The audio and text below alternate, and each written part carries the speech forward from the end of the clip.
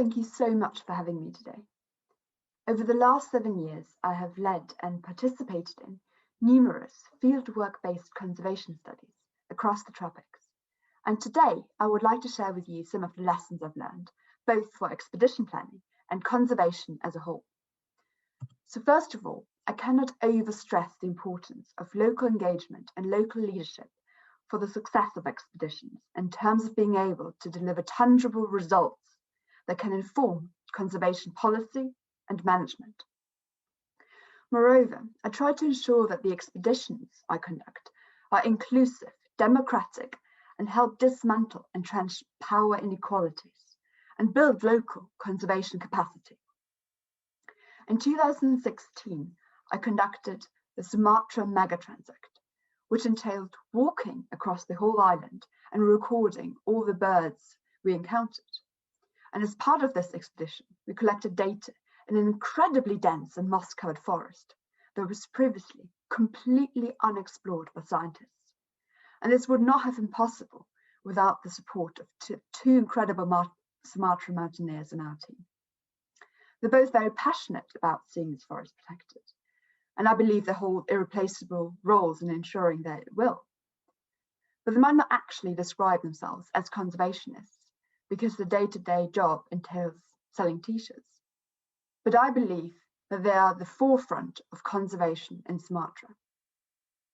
I think the idea of anyone and everyone potentially being a conservationist is a very powerful one, rather than conservation just being the exclusive domain of the scientific community, of conservation biologists or people working in the field. My second point is that I believe that contemporary conservation as a whole has systemic flaws and needs to be restructured to be more resilient and socially just. Most recently, I have been planning an expedition to Guinea to identify wildlife corridors and assess West African lion habitat suitability. I was supposed to go last autumn, but this obviously has not happened because of COVID. I think the pandemic has really highlighted the fragility of conservation efforts in Africa and beyond. In my case, I'm lucky to be closely collaborating with an NGO that has not been affected by funding reductions, and they could continue the on-the-ground work, and they will be setting up camera traps and checking them for my project until I will be able to travel myself. However, globally, the pandemic has resulted in impaired conservation operations, partly due to, amongst many other factors, depleted management capacity. African conservation needs African leadership, and specifically leadership from those living closest to nature, those whose cultures, history, and land, and all that lives upon it, are inextricably linked. My second lesson is about proactiveness. I would like to stress the importance of proactiveness in terms of both building your conservation career, as well as the direction the conservation movement as a whole needs to go. All my expeditions started with an email, or rather a lot of emails, to authors of scientific papers, managers of research stations or local NGOs. I was put in touch with the two Sumatra mountaineers via a friend of a friend or a friend who was previously filming in Sumatra. For my undergraduate dissertation, I studied chimpanzee habitat quality in Uganda. And this was really only possible because of the mentorship from two primatologists who agreed to support me after I had already emailed about 30 other researchers.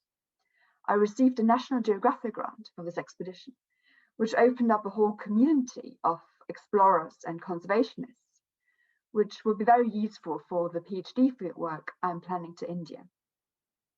So establish and cherish the connections with people. Conservation success depends on it. You never know where and when people you have met will pop up and become key allies. More broadly, I think to reconnect with nature, we need to reconnect with each other.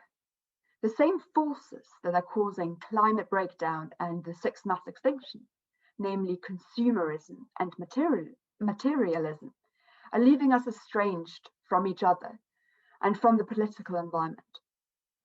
People who are thinking in different ways in a range of different sectors, societies, and cultures need to connect and create a platform for which conservation can become the force it needs to be globally.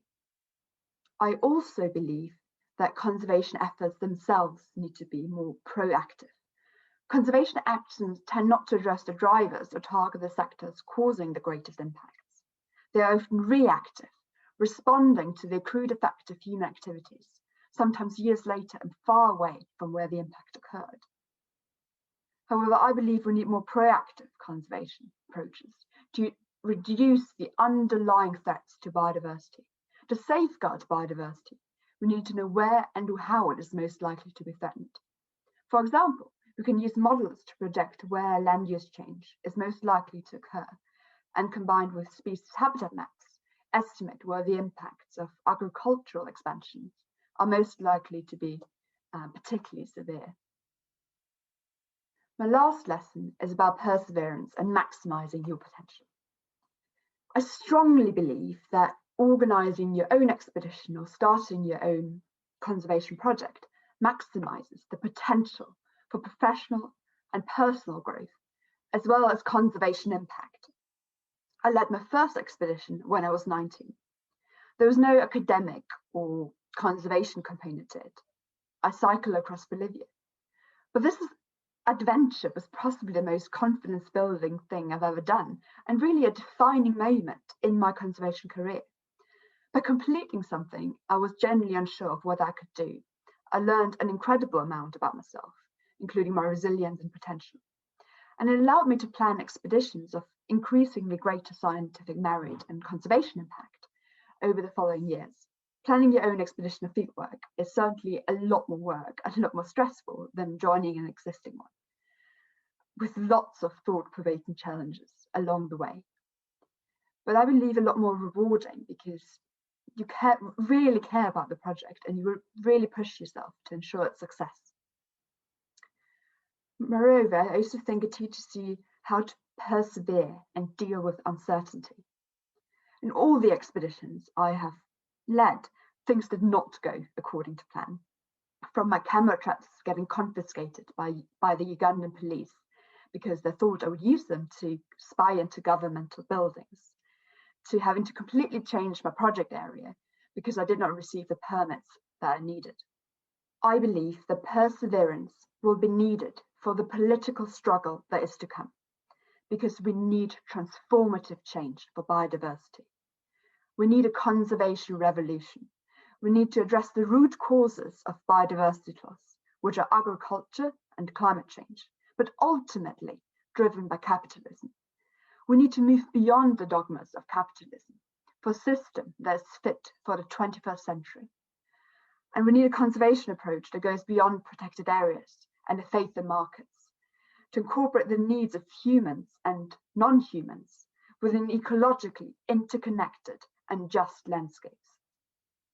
Thank you very much.